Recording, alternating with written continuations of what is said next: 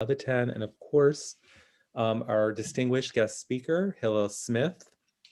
Thank you all for making this program possible. I also wanted to thank members of AJL National, Jackie Ben Ephraim, who's doing an amazing job of keeping us going technologically and just kind of making sure everything's smooth and easy behind the scenes. Thank you, Jackie, and thank you also to Michelle Chesner.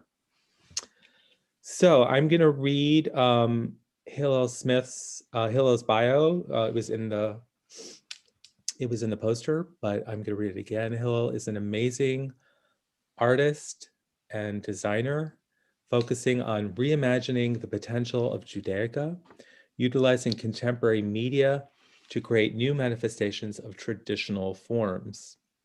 And we'll see vivid presentations of that throughout his talk. He has painted dynamic Jewish murals around the world, including a new one at the Edlovich JCC here in Washington, D.C. And he's the founder of the Jewish Street Art Festival. And I look forward to hearing about that. He revitalizes ancient rituals with projects including Parsha posters and the GIF, the Omer counter, encouraging creative reconsideration of religious practice, seeing Hebrew as the visual glue that binds Jews together across time and space. He also teaches Jewish typographic history, using print as a lens for Jewish life and culture. Making fun and engaging content is similarly the crux of his work as a designer for clients, including Hayas, PJ Library, and Patton Oswalt. And the theme or the title of Hillel's talk today is Parsha Posters Towards a Contemporary Judaica. And with that, I'm going to turn the mic over to Hillel. So thank you again, Hillel, and over to you. Thank you. Thank you to Aaron, to Gail, to Rebecca, to Jackie, to the team at AJL for having me today, for getting me involved. I love books, and I spend a lot of time in libraries, and I've definitely spent a lot of time with some of you in your libraries. So it's really a pleasure to be here today. Let me start off. So this is, my name is Hillel Smith. If you would like to follow me on the internet, my website is hillelsmith.info. If you use Instagram, you can find me there as well at the Hillel Smith. And so today I wanted to talk about this project that I've been working on for the last few years, and now have a book out called Parsha Posters. This is a collection of illustrations, one for each Parsha, so one for each Torah portion, and trying to combine this ancestral text that we've been celebrating and reading and learning together for thousands of years with a very contemporary graphic design style, utilizing this poster aesthetic, this minimalist design, utilizing typography to create something that is at once very old and also very new. And so I wanted to today talk about this project, how I got to it, and the context of Jewish design and Jewish culture that I think leads up to this. So just to give a couple examples of the pieces before I get into it a little more later in the talk, each poster, so as I said, there's one for each of the weekly Torah portions.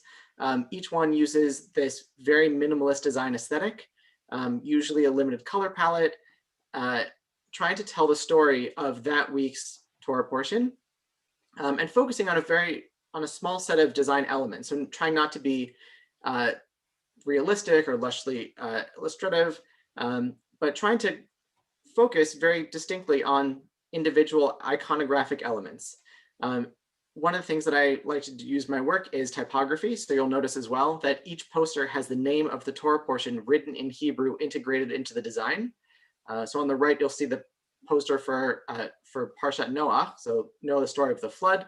You'll notice there's the waves of the sea in the water droplet. In the background, you'll see the letters Nun and Chet for Noach, and then in the negative space underneath the Chet, you'll see the ark.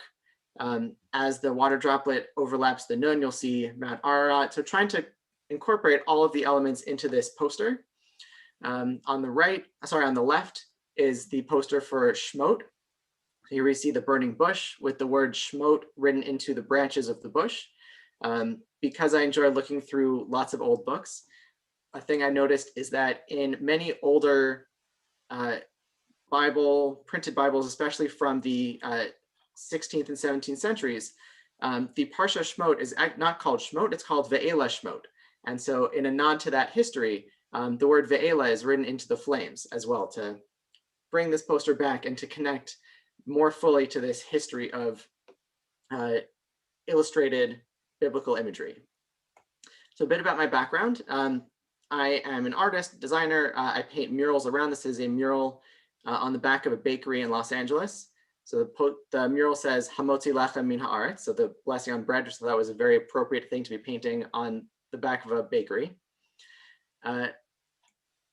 This is the brand new mural at the JCC here in Washington, D.C. This was part of a larger mural festival where Jewish artists across the United States and Canada painted 8 Hanukkah-related murals this past December in 8 different cities. And this is all an effort to make contemporary Jewish work, to inspire, hopefully, the next generation of young Jews that Jewish arts and culture are hip, are relevant, are fun and bold and interesting. That work also goes into the client-based work that I do. So this is the Haggadah for Highest that was published 2 years ago. And in projects like this, working with an organization to help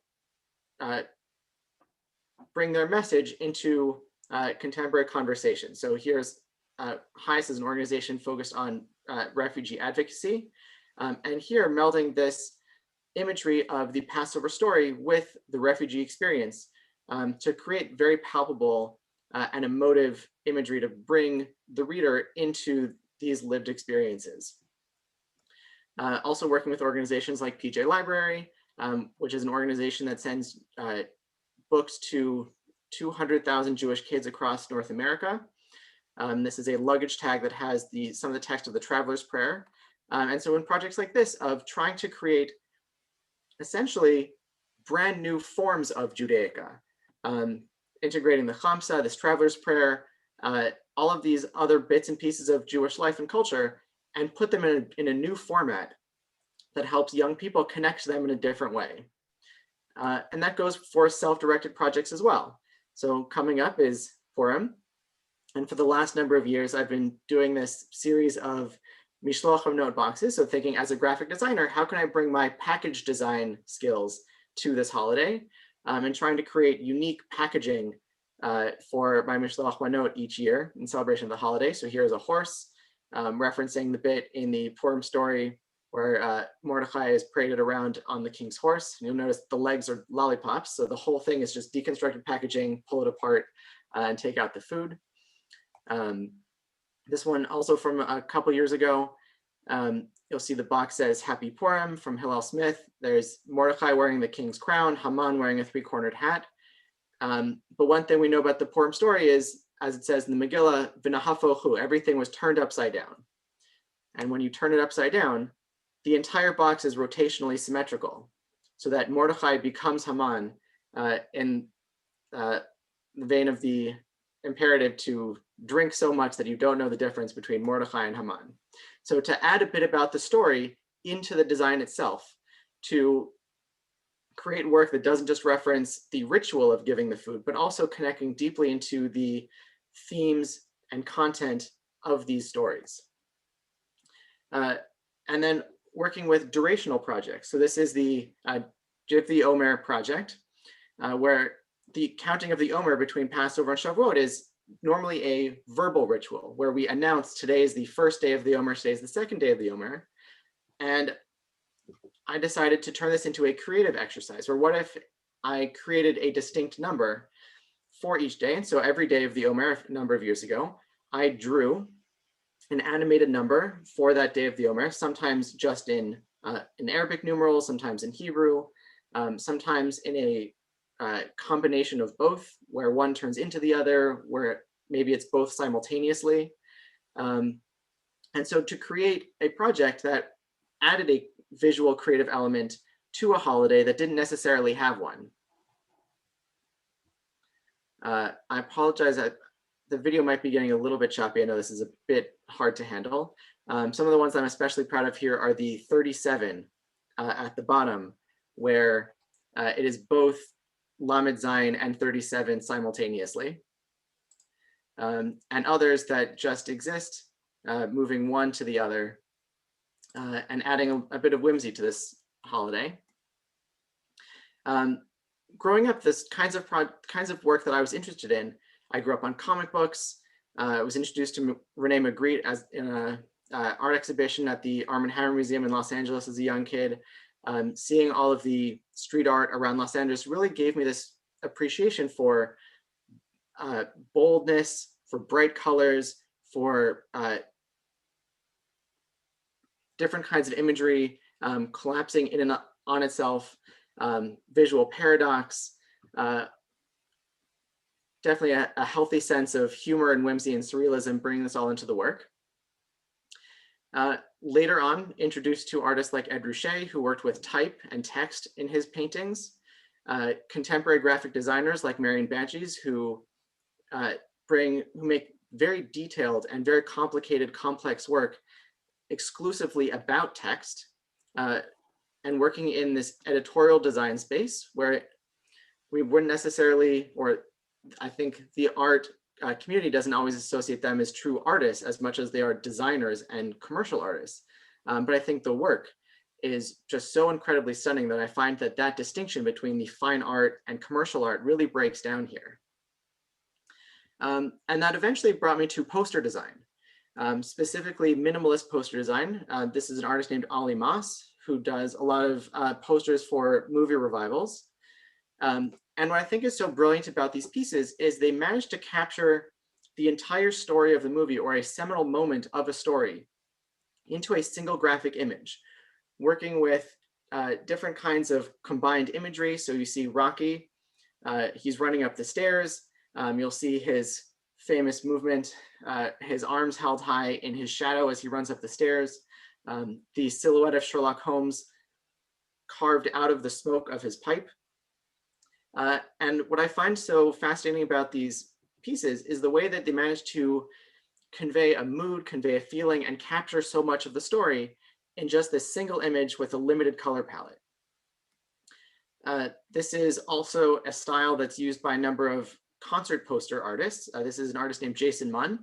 And I just love the whimsy, the sense of humor, and all this visual paradox of combining different kinds of elements together.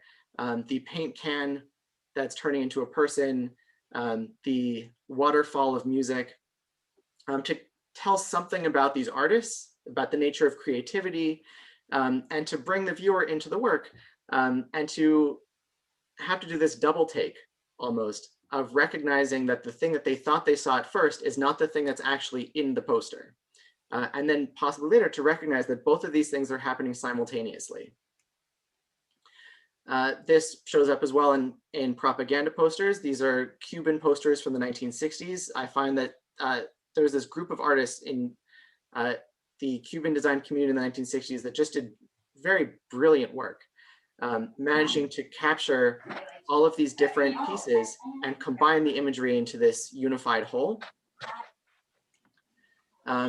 And advocacy posters as well. Here we actually have two Jewish artists, Milton Glaser and Dan Reisinger. Both we lost sadly, I think in the last year and a half. Combining all of this imagery to create powerful pieces advocating towards specific causes. And of course, working with typography and integrating type into the work themselves as a integral part of the design. On the left, Saul Bass, another Jewish designer, who did movie posters for movies like Vertigo, West Side Story shown here, where the type creates an integral part of the piece. A Jewish artist, Bob Dylan, on the right, where his entire figure in this poster created out of text. And so that inspired my own work when I started doing design work for theater companies in college, and then graduating, having moved back to Los Angeles and working with local theater groups in Los Angeles.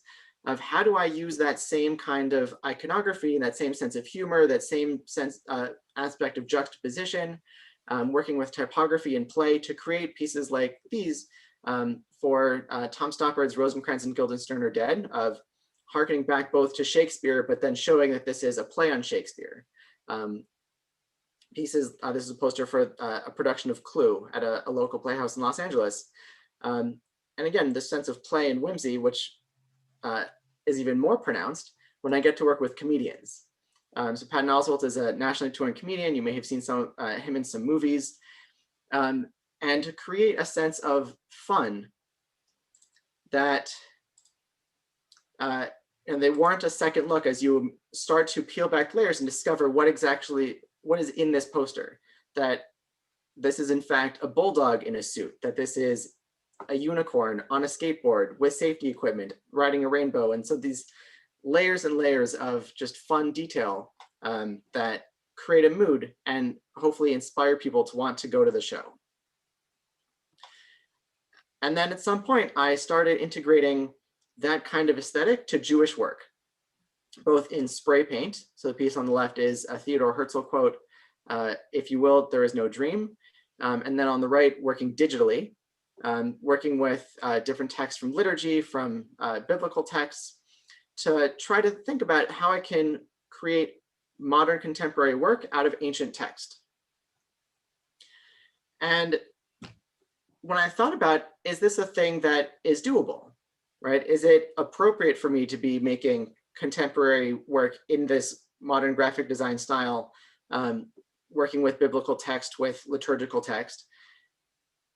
I started doing research into a history of Jewish graphic design and discovered that, in fact, 100 years ago, more or less exactly, there was this thriving community in Europe and in other Jewish centers around the globe of Jewish designers who were looking around at the aesthetic environment and integrating these aesthetic and design movements into their graphic work. So here is a poster for Purim, very timely, produced almost exactly a century ago, very clearly inspired by this Art Nouveau style, having still active in Europe. So you can see the similarities in the scroll work, in the framing, in the organic forms that are carried through this piece. This is one of my favorites. Here's a poster for Baruch Agadadi's Hebrew Artistic Ballet, very clearly referencing the Dada movement that was then in vogue in Paris. And what is, I think, so captivating about these pieces is that these are very clearly designers who are clued in to their aesthetic environments, who know exactly what's going on, who are likely friends with the designers producing these other pieces, working with the same print houses, and see themselves as very much part of the cultural environment in the cities that they live. And at the same time, feel very committed to expressing Jewish ideas, promoting Jewish culture, and putting a contemporary spin on traditional Jewish work. Baruch Agadadi in particular was a choreographer and later one of Israel's pioneering movie directors. His early work was focused on choreographing contemporary Jewish ballet and modern dance, where he would take biblical stories and create modern dance pieces around these biblical stories, in his mind, reinvigorating these pieces and showing them to a contemporary audience in a contemporary artistic format. Pieces that I love especially, the Bauhaus movement centered in Weimar, also very clearly and quickly adopted into Jewish design, adopted into poster design, also into the Yiddish literary publications. Marc Chagall, before he was the famous painter that we know him of today, was very involved in Yiddish language periodicals, incorporating this kind of proto-cubist constructivist look into some of his text and typographic pieces. Boris Aronson, who did covers for Der Hammer magazine based out of New York, also very clearly bringing in this constructivist, futurist design style into his pieces. And this also worked the other direction, that Elisitsky, Jewish designer, this is a children's book, Arbat Yashim, for Billy Goats. He, in addition to doing Yiddish children's books, he did a lovely book of Chad Gadya, which you can find in reprints. In addition to designing Yiddish children's books and doing Jewish work, was also one of the foremost figures in the Bauhaus movement, and a significant influence to contemporary designers.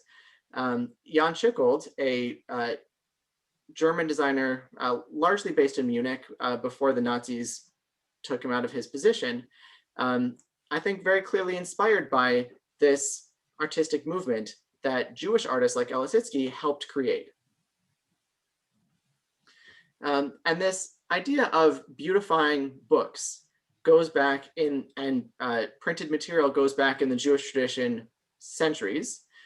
We can go back to medieval manuscripts to look at the kinds of rich illustration and craft work that was put into some of these pieces.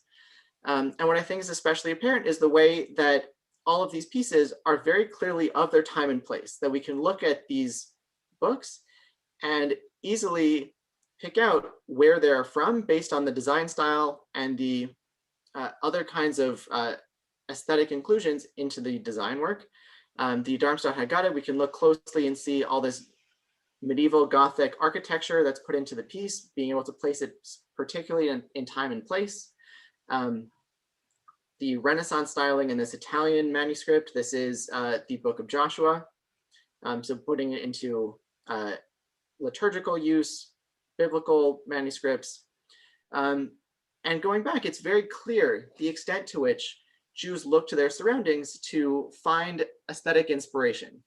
So we see a Quran, this is what's called a carpet page because the design work looks the same kind of design work that you'd find in a carpet.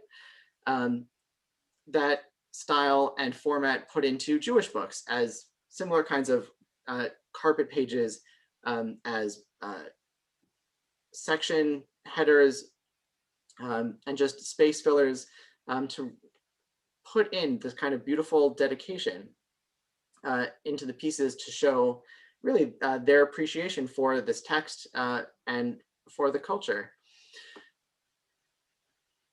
I think pieces like this show really the extent of the adaptation of the design and format. On the left is a German manuscript, 15th century. On the right, you'll see a Ashkenazi Haggadah of almost exactly the same time. The formatting is the same. The script style is very similar. The illustration style is very similar. Beyond that, I think the individual bits and pieces, if we look closer, the German piece has a dropped capital to open that paragraph. The Hebrew text as well has a dropped capital, which is interesting because Hebrew doesn't have capital letters.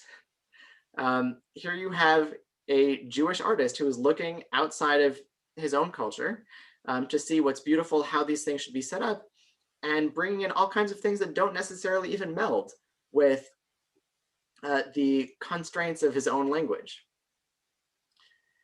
And this sense of borrowing, we can pull back centuries even further.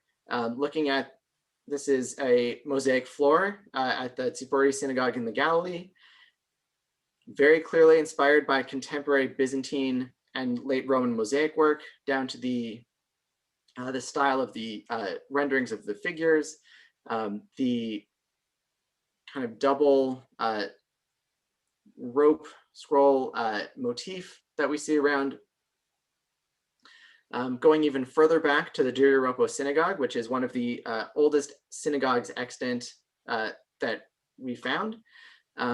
This entire building, the interior of the sanctuary, was frescoed with biblical scenes, conveying both the sense of integrating this local visual aesthetic, but also this idea of making biblical images visual, helping people be reminded of the stories of the grace and power of God while they're present in synagogue in service to God. This building was miraculously preserved by a dust storm that filled in the entire building with sand, where it sat more or less undisturbed until it was found in the, I believe, late 19th century. And we'll also see, looking at some of these manuscripts, an amazing sense of just whimsy and humor. This is the Hamilton Siddur, which has text from all parts of the Jewish year. On a number of pages are these called out words, more or less, that are all built out of small animals, figures, monsters, grotesques, that is really unique among both Jewish books and non-Jewish books, in a way that I think just speaks to this pleasure that Jewish artists and designers have had with playing with the Hebrew alphabet and Jewish text. And once we get to the contemporary period, designers and artists like Arthur Szyk, looking back at this rich history of Jewish book arts and Jewish graphic design, and thinking about how they can take all of those motifs, those efforts, those themes, and bring them into the modern period. So here he's clearly referencing in his Haggadah published in the 1930s, both this old style of illuminated manuscript drawing, a contemporary visual aesthetic. If you look closely throughout his Haggadah, he's also putting in small nods to current events. So there are a number of places where he's integrated Nazi paraphernalia into the clothing of the Egyptians to create that linkage between the Egyptian oppression of the Israelites and the early abuses of the Nazis against the Jews of Europe. So making work that's very current, but also very engaged with a deep understanding and appreciation for the Jewish past. And we see that trend continue into the 70s. Mordechai Rosenstein, whose work very clearly nods to this psychedelic poster design style of the 1960s and 70s. And through a lot of these posters, we'll find a few specific visual tropes. One thing that we'll see is a limited color palette. So in this case, both of these posters, one from WPA and the, I believe, 1941, a roughly contemporary poster from Mandate Palestine. So we can both clearly see this appreciation for this contemporary design style. But also this limited color palette has there's a functional reason for this. When these posters are silk screened and in the printmaking process, each color involves its own layer of ink that has to be done separately. And so each additional color means one additional cycle through the printing press. And as a result, you want to try to limit the number of colors you use in any particular piece, because the more colors, the more work is involved in putting these pieces together. And so designers of this time period realized that the fewer colors they use, the easier these pieces will be to produce. And then the challenge, and I would think the opportunity, is to think about how do you create depth using three colors? How do you create an interesting layout, an interesting sense of energy, create dynamic figures, and have things be a fun treat for the eyes by exclusively using two, maybe three, possibly even four colors. And now, even though many of these posters would be produced using offset printing or even created exclusively digitally, harkening back to this period of using limited color palettes out of necessity, many designers, including myself, find it's a fun opportunity to work within these constraints and to be able to create and recreate these visual effects and this nod to design history through the work. One other thing I find fascinating about some of these design trends in the 20th century, many of them, particularly the psychedelic artists of the 1960s and 70s, played very much with this the limits of legibility. When we look at this piece, it's pretty hard to read, right? You have to spend a few minutes looking very closely to figure out what band is playing, where they're playing, what the time is. You can look very closely. Okay, this is the Grateful Dead. They're playing with the, right? You have to look through a little bit. If they're playing in February, they're playing at the Fillmore. Ordinarily, you would think that you'd want a poster to be easy to read and immediately legible. And here, these artists are doing the opposite very deliberately. And the reasoning for this is if you see, say, a stop sign, or you see often a billboard, those designers want that piece to be read as easily as possible because they want you to be able to read it while you're driving. They want you to see it, have it register instantly so that you understand the information and can keep going. This poster is explicitly doing the opposite. This designer has made the text intentionally hard to read so that you spend more time interacting with it.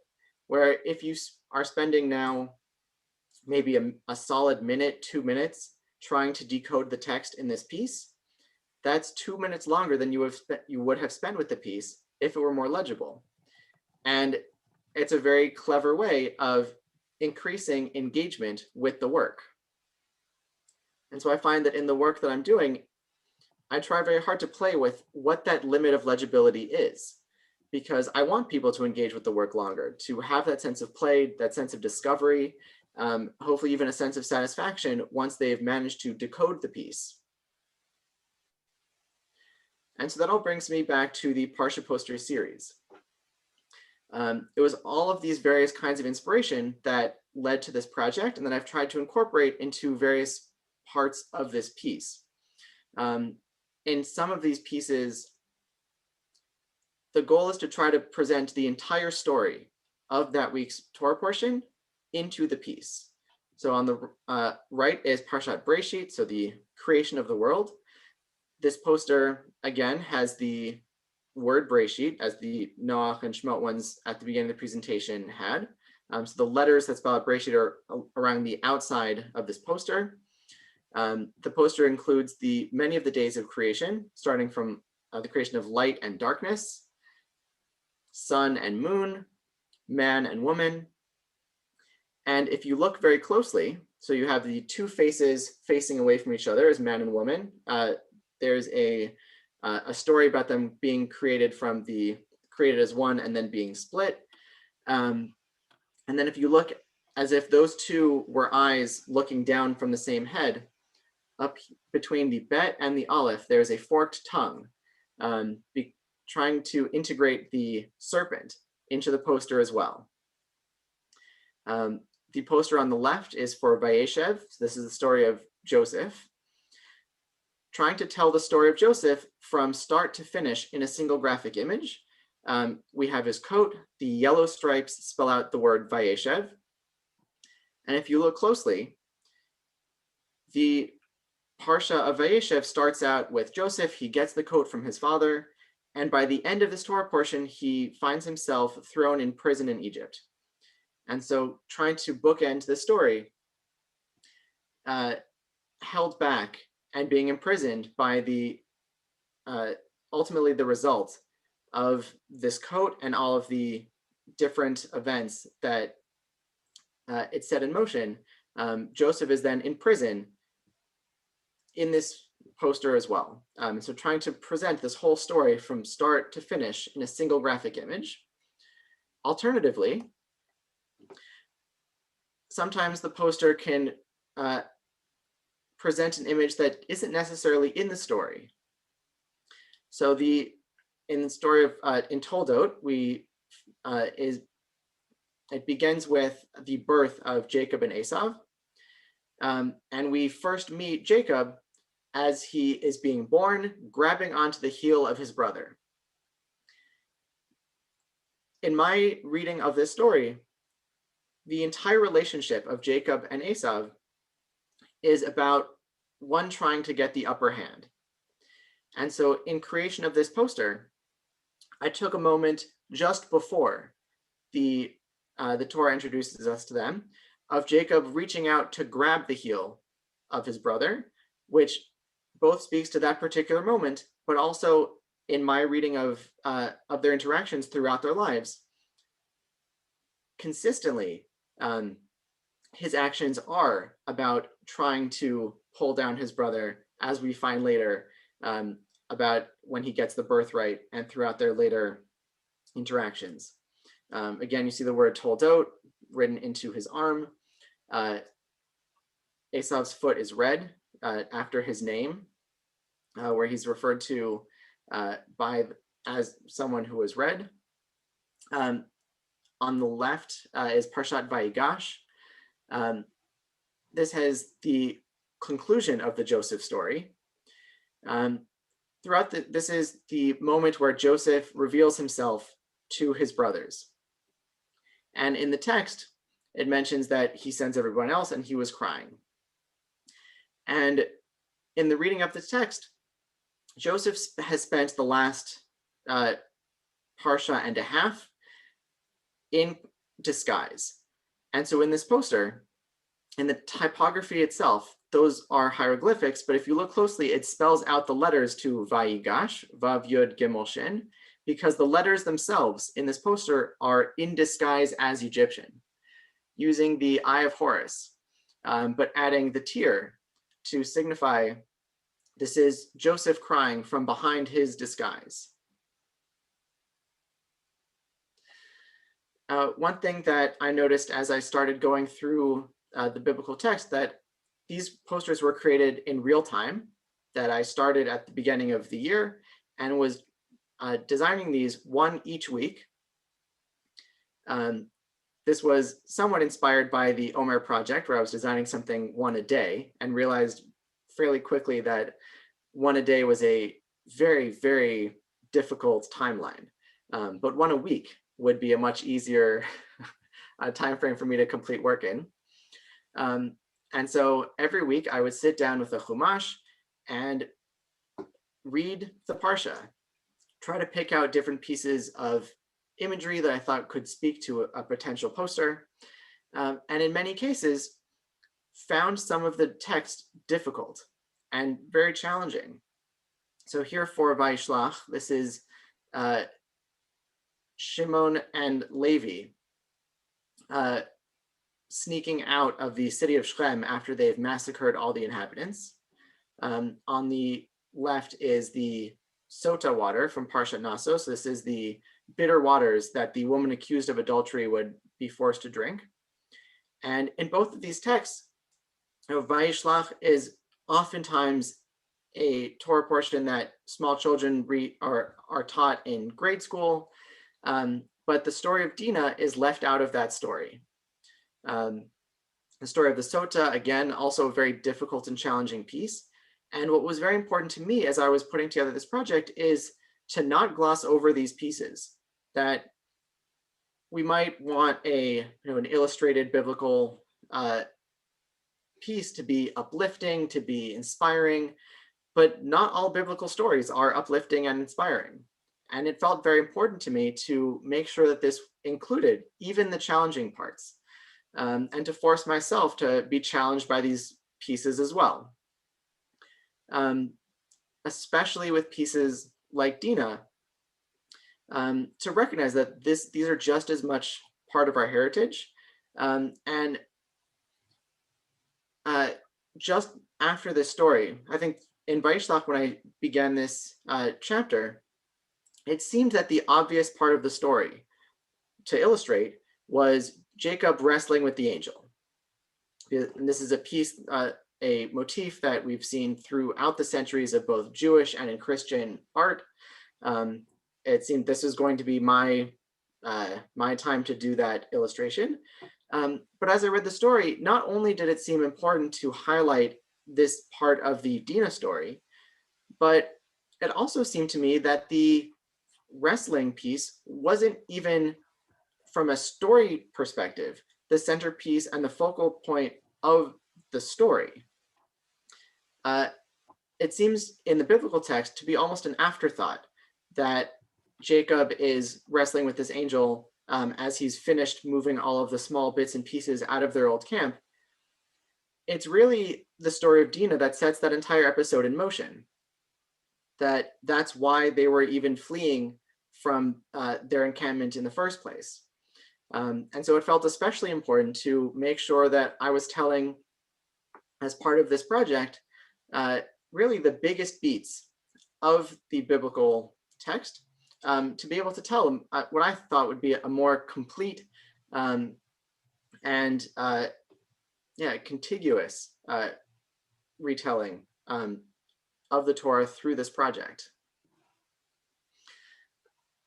With some of these pieces, the goal is to try to convey a particular kind of emotion, whether with different kinds of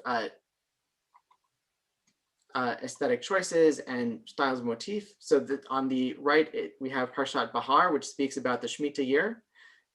Here, trying to evoke this feeling of looking over at fields from the sky.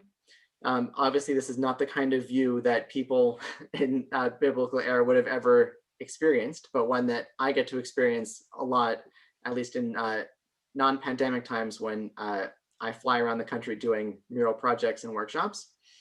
And to me, trying to evoke a sense of peace, wholeness, and kind of an appreciation for God's bounty, as I would see flying over the farmland in the middle of the country, and putting that here to create that same kind of experience and to connect it to the commandments around the Shemitah.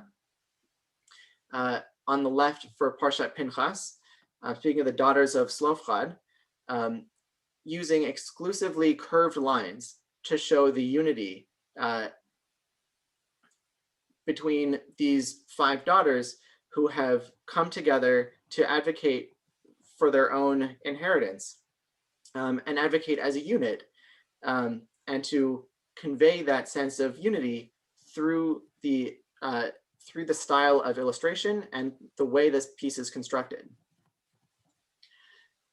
Many of these stories have a more despondent or melancholy emotion, and to convey that in the text through the illustration as well. Kitisa, which speaks about the destruction of the first set of tablets when Moshe comes down the mountain, trying to evoke a sense of despondency, despair through this kind of harsh contrast. A similar sense of despair and melancholy through Tazria, which speaks about the people who had to leave the camp when they were afflicted with leprosy. Here again, using color, using form as a way to highlight these different kinds of emotions and be able to express that through the imagery. And in some cases, I found that the way that I was understanding the biblical text as I was reading it fresh each week was often in contrast with the way that these images or these texts were often illustrated or often thought about. Bishalach, which we just read last week, is the splitting of the sea, which throughout Jewish and Christian art throughout the centuries is often depicted as this celebratory moment, that you have the Israelites led through the sea, singing and dancing, using often bright colors and very dynamic and energetic design. As I read the text, that didn't seem appropriate, because the way that this is led up to in the text is it's the middle of the night. The Israelites rather, make it to the edge of the sea, are very afraid. They cry out to God, "Did you bring us here just to kill us?" And then all of a sudden the sea splits before them. And as they go through, they make it through just in time. The Egyptians follow behind and drown. And to me, this sounded almost, this was dark, both visually or literally, because it's in the nighttime, and metaphorically. It's terrifying. It's full of death. And so when I was illustrating this piece, it felt very appropriate to try to convey those emotions that I was feeling as I was putting in this text, to create a piece, speaking of the splitting of the sea, that evoked this sense of darkness, terror, um, foreboding, and especially to remember, as at least I am prompted to every year as the oldest child in my family, that Passover was a time of death of our enemies, and we still need to be aware of that, as many have the tradition of either fasting or going to some kind of event memorializing the death of the Egyptians. And so you'll notice in the bottom right-hand corner of the poster, the hands of a drowning Egyptian. On the left is the poster for Acharei Mot. So this is a portion that's also read on Yom Kippur that tells about the scapegoat. So the Kohen Gadol, the high priest, would put his hands over a goat, transfer all of the sins of the Jewish people to the goat, and then send the goat wandering off into the desert. And again, reading this text, it felt to me that the main character in this story isn't the high priest, it's actually the goat. That it's the goat who now finds himself wearing, with literally the weight of the Jewish people on his shoulders, and is then sent off into the desert. And as I began to illustrate this poster, I was thinking about, how do I convey this sense of responsibility that the goat now has? What is the goat's mission? How is the goat accepting this burden and this opportunity? And here to illustrate the goat at the edge of the precipice on the desert, looking out and kind of being aware of his own fate, as he's accepted this mantle as the almost the saving grace of the Jewish people.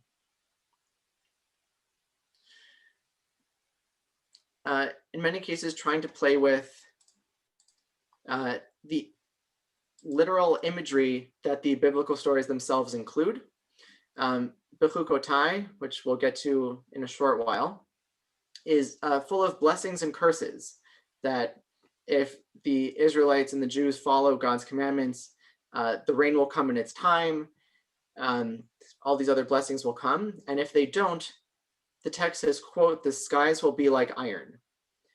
And to use the typography and to use the layout to create this very hard distinction between the blessings and the curse, and also to play with this biblical, the literal text that I'm finding there and the visual imagery included there that spoke about the skies being like iron. And so how can I evoke that sense through the way I'm presenting and creating these posters? The poster for Shoftim on the left speaks about the requirement to have two witnesses to testify, because it's the second witness that could potentially show the inconsistencies in the first. And so here, using this typographic play between the pink witness and the blue witness, that it's in the overlap that you can see the cracks in the first one's testimony. And then if you look closely, you'll see that it's in those cracks that create the delineations between the letters spelling out the word Shoftim. And sometimes it's also my way of creating this kind of visual midrash in a similar fashion, of what parts am I struggling with in the text itself. In Truma, of the creation of the elements of the tabernacle, of the Mishkan in the desert, the whole thing seemed very impossible to me, that they would have the quantity of gold necessary and also the ability to hammer a giant menorah out of a solid block of gold. Here, introducing this optical illusion of a menorah with 7 branches at the top, but only 5 branches below, this impossible figure that could be created. And to bring in that aspect of creation of the impossible into the piece, Parshat Shlach, speaking of the spies who were sent out to scope out the land before returning back and giving their report back to Moses. We have this imagery of the giant grapes that they brought back, the sense of them kind of scouting it out.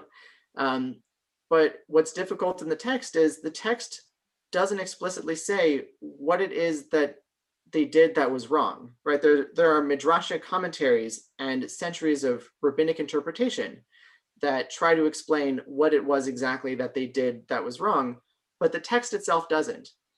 And so here, this was my attempt at creating something that I would hope create a sense of confusion about what exactly is happening in this story.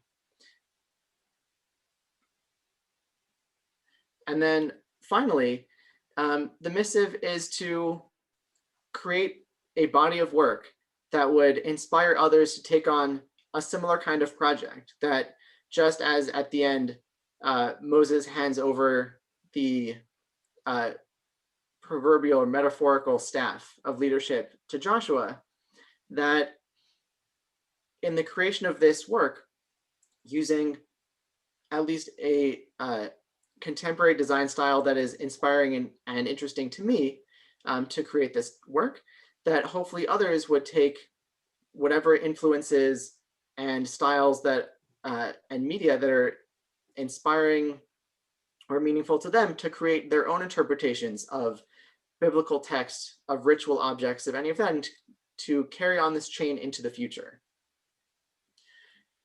And it's been especially meaningful to me to have this work be incorporated into the curricula of Sunday and Hebrew schools, of educational programs in college, of gallery exhibitions like this one at the Ostro Library at AJU, where these pieces were put in context of biblical illustration dating back 500 years to really highlight this continuity of visual interpretation of all of these biblical stories. And just to close, I do hope that this piece can be really the next link in this chain. And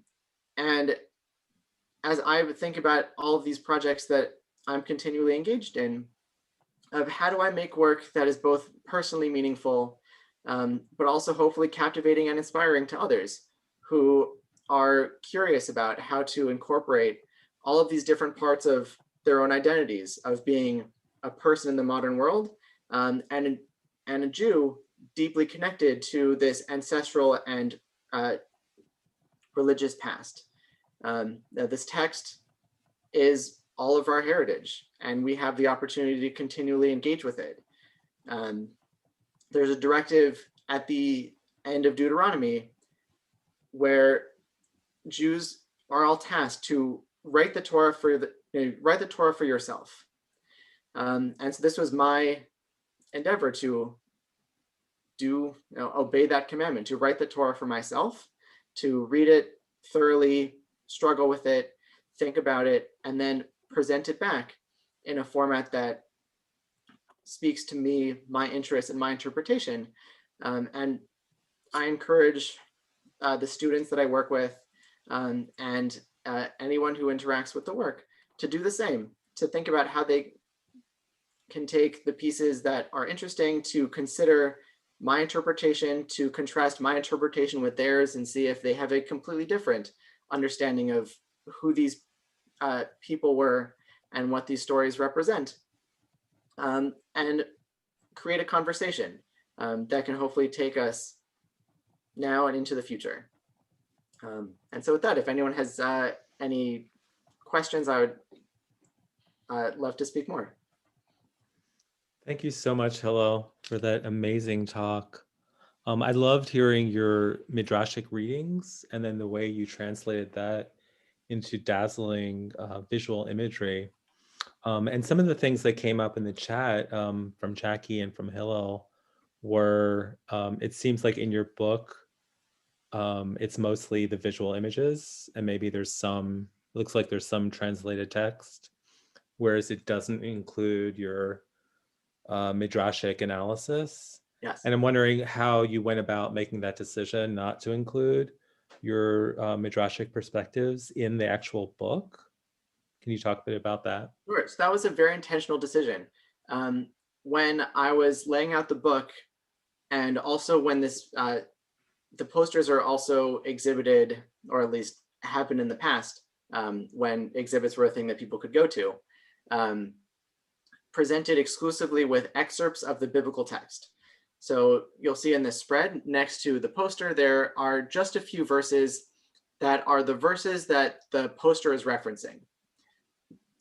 My goal was to give the reader enough information to be able to understand what's going on, introduce the figures that are in the piece, um, whatever biblical text is being referenced, so they know at least thematically what is happening, um, and then to force the viewer to look at it and to try to pick out this midrashic understanding of their on their own. That I want the pieces to be a little more open ended. That I have uh, a very thought out reason for why I did something, but I want to leave it up to the viewer to look at the text, read the text, think about what is happening there, and then to look at the poster, see what of that I'm putting in the poster, and then to consider how my interpretation could be different than what they've just read. I know I'm happy to speak at length about some of this and peel back the layers, but I didn't want to codify anything into the book to kind of spoil the viewer's own opportunity to read the text themselves and figure out what it could mean to them. Yeah. Well, I have a lot of questions, but I'm going to hold off, and I'm going to read one from Cassie in the chat.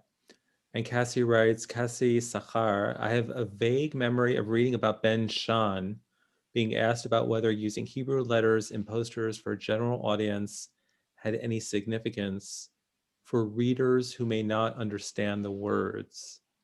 He said something like he had not questioned it. It was enormously profound for him.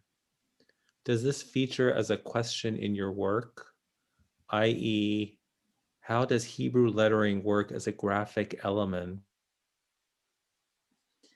Yeah, I I haven't heard that specific quote before, but I do find myself thinking in very much the same vein, where I'm I'm from Los Angeles. I'm a native English speaker. The Hebrew, my experience with Hebrew is exclusively from being in a Jewish environment, from uh, day school and synagogue, uh, and for me, Hebrew is very much a connection to that culture, and to that history that connects me to uh, Jews throughout time and space, including all of these Jewish artists whose work I've shown here, and many more that if I had 2 more hours to speak, I could throw in as well. Um, and I am very conscious of making sure that the Hebrew is not necessarily a barrier to entry into the work.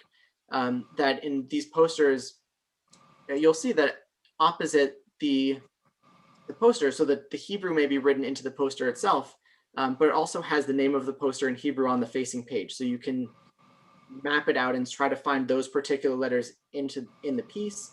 Um, in the murals that I do, there's always a key that has the text of the mural as written in Hebrew in a much more legible typeface, and then also underneath a translation, again, so that the Hebrew doesn't become a barrier to entry for people to understand it or to read it.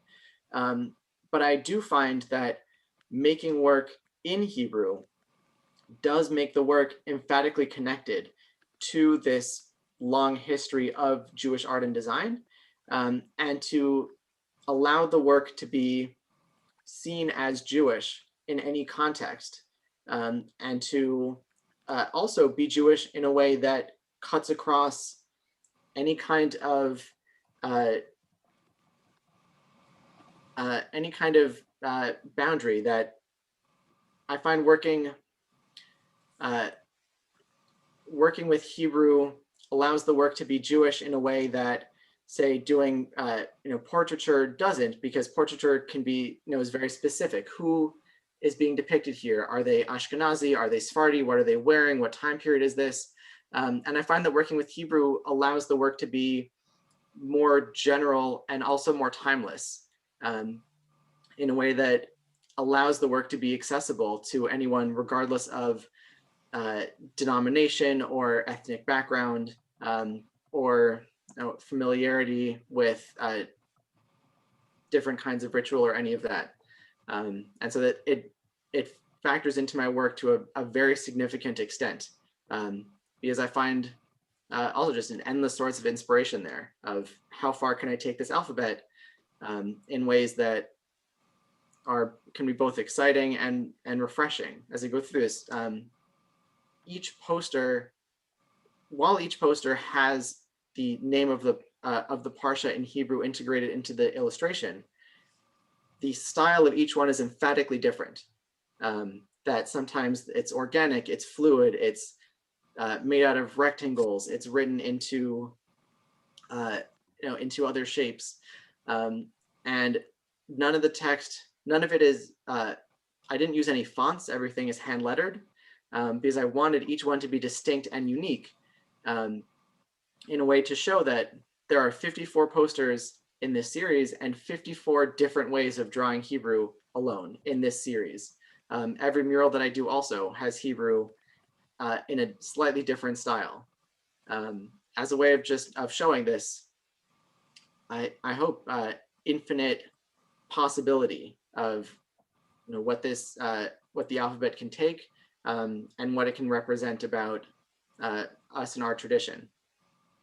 It's wonderful. The next question is from Gail. And Gail asks, do you teach classes online? How do ideas come to you? Do you wake up in the middle of the night with ideas? I have been teaching before the pandemic. I was flying around the country very often to visit all different communities, which was really just a pleasure for so many reasons of getting to experience different communities and meet people, and also get a little bit of touristing in there. And it's kind of a shame that that's not possible these days. The nice thing about being online is that I can talk to a much broader audience, and be invited out to places that would be difficult to go, and speak to audiences all around. So I have been doing quite a bit of teaching online for the last few months. And then, I'm sorry, what was the second question? Do ideas just come to you middle of the night? Like, how do ideas come to you? I find that I need a little bit of a push to create a project. That I need to have some kind of deadline or structure that I'm developing work around. I'm not the kind of person who just shows up at a wall and can start painting a mural. It's very helpful for me to know all of the different parameters that I'm working inside of whether I'm working for a specific Jewish holiday or working for a client, all the information that I could possibly get of who is this for, and who's reading it, and how's it going to be produced, and what size is it going to be, and what other things I can reference in the piece. And I find working with those kinds of limitations sparks my creativity in a way that I feel kind of at sea when I don't have. When the sandbox is too big, I find myself a little bit lost. And for, say, the Mishloach Manot pieces, there are a set of rules that I give to myself, that each piece can only be created out of a single sheet of paper at the most. There is no glue, there is no printing. And some of that are rules that I gave out of laziness, that I don't want to have to line things up and then cut it. But I find that those restrictions allow me to make work that is often more creative, because I have to work around specific limitations. So how do I make closures that don't require glue? How do I put text on here that doesn't require printing? How do I add color to this when I'm working with single color sheets of paper? For the Parsha posters as well, um, I had a deadline. The deadline was Thursday every week. And I had text to go on. Um, Sometimes the images would come to me readily, where I would read the text and immediately be inspired by a particular uh, line of the text. And sometimes it would be really tough, and I would go through 3 or 4 different sketches and realize that nothing was working. And then the day before, fine tune an idea over and over and over again until it finally worked. And it's tough. I find the best advice I ever got about being an artist is that art is a job and you have to show up and do the work. And I find that's true for for all the writers who say the trick to writing is by sitting down at your computer or typewriter, when this quote was probably said, and you just have to write until it works. And I find that, yeah, the ideas can be there, and sometimes it just flows out, and sometimes it involves a lot of work to make the final piece look like whatever vision I have in my head. And this is a comment from Miriam Isaacs, who says, for much of history, most people were illiterate, and so graphics in bringing information and understanding were and are so important as, again, we move to a graphic audience. Any thoughts?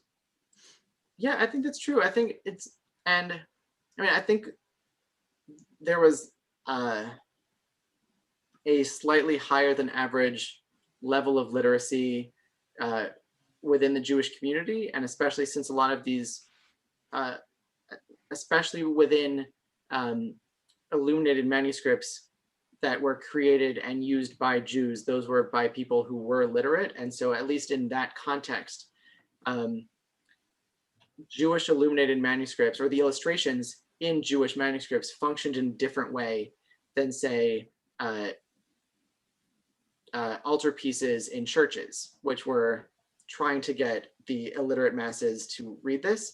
Whereas in Jewish books, the illustrations were there to just aid people who were already engaged in these books, and especially the kinds of illustration and design work involved in creating fun interpretations of lettering. So think of that Spanish manuscript I showed where all the letters were made out of small animals and figures. It's just about whimsy and play. And so I think that at least in the Jewish work that I reference, by and large, it was created for people who knew the stories and was there to aid it or to expand on it, not necessarily to explain things to people who couldn't read.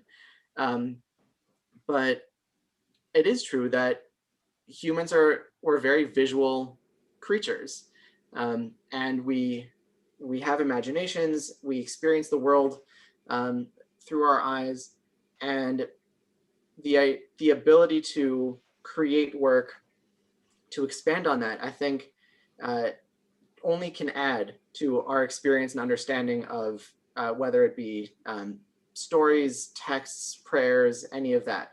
I think it's just an opportunity to engage more of our senses as we work with and experience life and our tradition.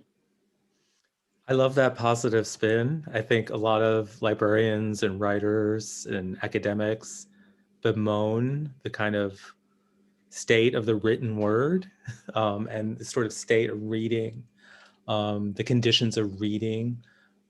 So I love your work as a way of kind of reinvigorating and seeing reading and letters in a new way. Tybal has her hand raised. So Tybal, can you unmute yourself? Yes, thank you. I was very interested in wondering throughout your presentation about your relationship over your lifetime with Hebrew and how it must have, and I'm using these terms on purpose, how it must have waxed and waned.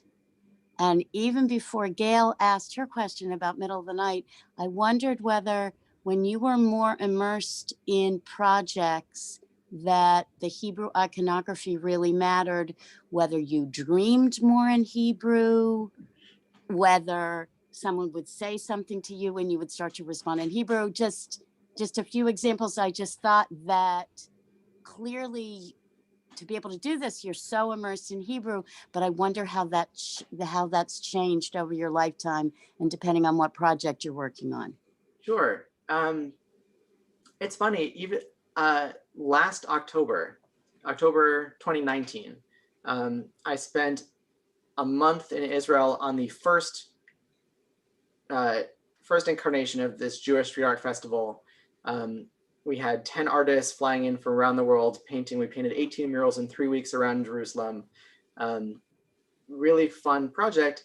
And I am not nearly as fluent in modern conversational Hebrew as I needed to be able to show up at the hardware store and order paint. And yet at the same time, having grown up in Jewish day school, Jewish summer camp, going to services weekly with my family, that the sounds of Hebrew are very familiar. And it's in a way that I find that the Hebrew that I use is much more of a kind of, I'd say, like traditional or ancestral Hebrew than it is a contemporary Hebrew. The texts I'm working with tend to be liturgical texts, biblical texts that are very familiar in a different way. And often there are songs or melodies that are set to some of the prayers. And I find that when I'm working on some of these projects and I'm checking the spelling just to make sure that everything is right, or I'm thinking of new pieces to do because I have a commission for something, I find the melodies playing through my head on repeat as I'm working on the projects. And yeah, so I find the Hebrew that I use is very, I guess, personal and very deeply rooted, in a way that it's not necessarily changing the way I think about it, but kind of creating the sense of connection to my own history, my own childhood, my own experiences with these songs, texts, through melody, through experience. Maybe it was a lecture or a Dvar Torah that I heard once at camp years ago that, oh, this is a thing, and that'll play in a different way, which I think is generally true for most Jews throughout history, that up until recently, since the creation of the state of Israel, Jews are a diaspora people. Hebrew has by and large been our second language. And we engage with Hebrew mediated through our primary language, whether that's English or French or Yiddish or Ladino or whatever else. And so I find that that I think small sense of remove changes it from being something that is natural to something that is more, I guess, heartfelt, right? Something that I have to access and that I want to access, not something that is kind of by default in the way my brain is accessing the information. Does that answer the question? Yes, it was meant to be open-ended, and I was fascinated by your answer, particularly when you brought in the music or the chanting. So just to say, Hillel, your answers are so reflective and engaging and interesting. Are you good for more questions? We have a lot. Your talk has generated a lot of interest and a lot of really great questions. Sure, so I just wanted to check in with you. Yeah, we can because we could keep going. Yeah, okay. We can go to well, I guess 1:30 or 10:30. 1:30. Yeah. Okay. The next question is from Barry Wallfish, and Barry asks, Hillel, are you aware of similar projects by other artists? When I started this project, no. And then since I started it, I was just kind of Googling. I had already, I think, maybe gone about a month in, and started Googling around to see if anyone else had done something similar, or at least in the last 100 years, and discovered a whole bunch of other people who were working on similar projects, who had done similar things. Archie Rand, who is still active, but I think he's probably in his 80s now, is an artist who also is inspired by kind of pop art and comic book illustration. Really a big kind of stalwart of the contemporary Jewish art world. Did a Parsha series a number of years ago, where he took a very different interpretation that by and large, the work that I'm doing is, or on this series at least, was rooted in the biblical text with maybe some nods to midrashic interpretation. And his work was very much the opposite, that he would take these midrashic interpretations and then reinterpret the midrashic interpretations through comic book and kind of pop art imagery. There's another artist who I'm blanking on, an Israeli artist who did a similar thing with contemporary painting. There was a series in Israel done for the, I want to say 2015 Jerusalem Biennale, called Women of the Book, I believe, where they assigned a different parsha to each of 54 female artists to each do their own interpretation of that parsha. The only constraint was the size, that they were all the same size, but the medium and style was completely up to the artist. And that was even, a more broad-based thing, where here you have 54 artists putting their own interpretations of on an individual subject. And then other artists have done things in different media. Shep Rosenman, who is one of the leaders of Limud Los Angeles for a number of years, did a series where he wrote a song, a rock song, because he was in a rock band, and so he wrote a rock song for each parsha for a year. Matt Barr, who's a Jewish rapper, also did a rap song for each parsha for a year. So there are a number of artists who have also found some inspiration here, and reinterpreted this text through whatever media inspired them the most. And then there's fun things you can find on the internet in the last few years. While I was working on this, someone sent me a link to a woman who was making a cocktail recipe themed to the Parsha every week, which sounded great. There was someone else who had a blog about a different challah that she was baking that related to the Parsha, both in shape, and then she would add food coloring in, and so each challah was specific to that Parsha.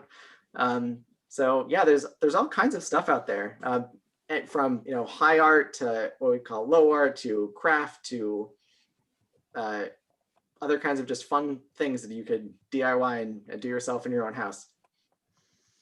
That's great. The next comment is from Stanley Hunkin. He says, the depth of your creativity is astounding. I can't believe how much I've learned this afternoon. Are the posters available in a book with an explanation of each poster as you explain them today? Of course, we answered that. You said no, right? Yeah. He said that would be fabulous. So the book, I can actually put a link in the chat. So the book, I think Jackie already did. Oh, Jackie. No, I just put the name. Oh, okay. I didn't put the link. Yeah. So I can drop a link in the chat. So the posters are available both individually and as a smaller boxed set. The book is also available for sale, but as I mentioned explicitly, I made a distinct and conscious choice not to put the explanations printed into the book. The book does include an introduction by me about my vision for the series, of the things that inspired me, the kinds of Jewish work that I find interesting and compelling, and that I wanted to connect to in the creation of this. But the only place that any of the explanations are included is when you speak to me directly in person, because I want that to stay not written down. I want that to be something that, Parsha Bal Peh. yeah, exactly. The next comment is from Mark Lieber. Mark says, "This is wonderful. I'm reminded of a visit to the San Marcos Cathedral in Venice, where we were shown wonderful illustrations of biblical stories." Again, this dovetails with what Miriam was saying. People were illiterate, and these illustrations on the walls and ceiling were how the stories were taught. Yeah. So we'll just leave that as a comment. Let's see. Oh, another question from Barry. How are you marketing the posters? Mass market, limited edition signed? And I was curious about that as well. Like, it seems like the posters did not have, well, they had your insignia on the bottom, but like Yeah. in the actual image, did you put your name? So the posters, at the bottom of the posters, I'm trying to, if I don't have one accessible at the desk. So yeah, Jackie has the book. So yeah, the way the book has, Thank you for that. Hang on. yeah, so the book has the image on one side, and then the, Oh, hang on. I have to stop. I have to stop my, you have to see my room. here, I can pin you. You can demonstrate the book. Yeah, but with a virtual background of your book, it doesn't work. Oh. So let's get one with some color. But do you do signing? Do you sign limited editions? Yeah, so any books that are purchased through me directly, so anything, the books are available in a select number of Judaica stores.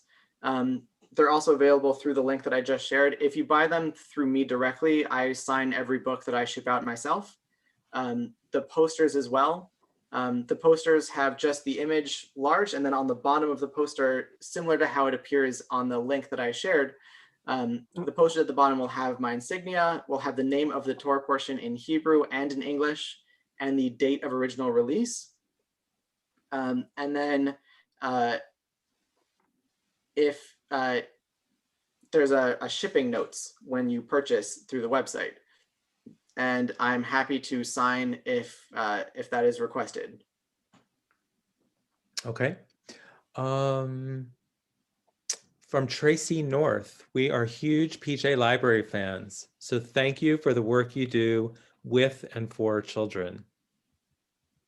It is such a pleasure to work with them. The projects are great. Their staff is great. I think the work that they do is really invaluable. Yeah, it's a real honor to be able to work on stuff with them, and also really fun that the stuff I make for them gets produced at such unbelievably enormous quantities that the thing that I make in my house ends up being sent out to 200,000 kids, and that people that I know find the stuff and discover later that I made it. People that I don't know end up with these things. It's really great. So yeah, there's been like a ton of rhapsodic praise for your presentation today, which we all second and echo. I'm trying to make my way through some people had questions about the mailing lists. Yeah, sorry, I asked people to email me, and then that got, anyway. Oh, okay. Yes. Yeah, no problem. I mean, we tried to cast a really wide net, and lots of different lists have been used. So thank you all for coming. We're coming up on 3 minutes away. I was just wondering if you can reflect as a Jewish artist, and maybe other artists have also, the whole prohibition against graven images and how that factors into your work. I know there's, of course, a lot of disputation around it, and to what extent does it apply? But just as a Jewish, I mean, even just the term Jewish in arts, So can be revolutionary. yeah, it's such a funny question, because that does come up a lot. I think that this is such a common refrain that there's this prohibition against graven images, that Jews can't make art, and this is something that is echoed often by Jews, which is interesting. And I think that that kind of pervasive urban myth just about, is so pervasive that people don't even often know the history, that as we saw in some the images that I've showed, making images in synagogues, on floors, in frescoes, in manuscripts, this has always been something that Jews have done. Looking back through Jewish history, there have been a few rabbis who have voiced their opposition to this. By and large, it doesn't appear that those rabbis represented the mainstream of the Jewish community. I do think that that's hampered somewhat kind of a willingness for Jewish artists to tackle Jewish work in a way. One thing that I do in some of my work, especially in this project, you'll find that there are very few faces. And that's for two reasons. One, there's a slight nod to this inclination in some Jewish work. So we think of the bird's head Haggadah, which all the faces were reproduced of people were replaced by faces of birds. It's unclear exactly if this was about the prohibition, if this wasn't. There was a set of trading cards that were big in the Orthodox world in the 90s called, well, probably the Torah cards, I think, where the faces of all the biblical figures were blank, because the creators of that series believed that it was inappropriate to create the faces of those figures. And so there's a little nod to that I tend not to put faces, or at least I'm very deliberate about when I use faces in this work. But the second reason why I don't put faces in is that I want the work to stay more general, that I don't want to have, to present an idea of what I think Joseph looked like, or what Sarah looked like, or what any of these characters look like. And by not having faces on the people, it keeps the work more iconic, and less specific, and they're more universal. Yeah. And because I don't want to make any representations about age or skin color or facial features or any of that to have lay any claim to who these people were, and to make it easier for individuals to kind of see themselves in the work, or to link the work with their own interpretations of it. And I'll only ever put faces in if there's something about capturing humanity of someone that I want to be expressed through the work. So I think in the entire Partial Postage series, there are two realistic faces, because and I would encourage you to find those two, and to think about why I made that decision, about what about the humanity of those people that I wanted to capture specifically. And I see a question in the chat. All of these posters were done digitally, mostly in Adobe Illustrator. I sometimes will sketch by hand first and then move to digital. Sometimes I'll start digitally. Almost all the work that I do at some point goes through the computer, whether to sharpen up the drawings or to reproduce in a different kind of medium. I haven't worked on fabric that much. I did do a set of spray painted challah covers a few years ago, which was very fun. I believe some of those are on the website actually. So if you click the link that I shared and go down to the bottom and click on Judaica, some of the challah covers should be on there. But it is a medium that I would like to work on more in the future, should I have the opportunity. Wonderful. Well, Hillel, thank you so much for an absolutely brilliant talk. I know we all learned so much. Really appreciate it. Thank you all for coming. Thank you, Jackie, for your amazing technical spearheading of all this. Again, to let you know that this is recorded and it will be available to the members, AJL members, I believe, on the website. Jackie can correct me. Yes. And so if we're you're gonna an AJL member, it's behind the membership wall. And if you're a DC chapter, but not a national member, just email me. It's in the chat and we'll get it out. And we I'm certainly going to encourage allow everyone everyone to to be a open. member. I beg your pardon? We certainly encourage everyone to be an AJL member. So Yes. please join. Yes, yes. And you don't have to be a librarian to love the Association of Jewish Libraries. We have artists and authors and publishers as part of our membership. So we really hope you all can see your way to becoming part of our very illustrious family of scholars and children's book authors and librarians. So with that, Hillel, I know you've got things to do. You're welcome to stay. Anyone can stay. We're going to hang out and try to connect, socialize. It'll be an experiment. We'll see if this works. Anyone is welcome to hang out and chat. Again, this ends the formal portion, so we're going to stop recording. But thank you again, Hillel, for an amazing talk. And thank you everyone for coming.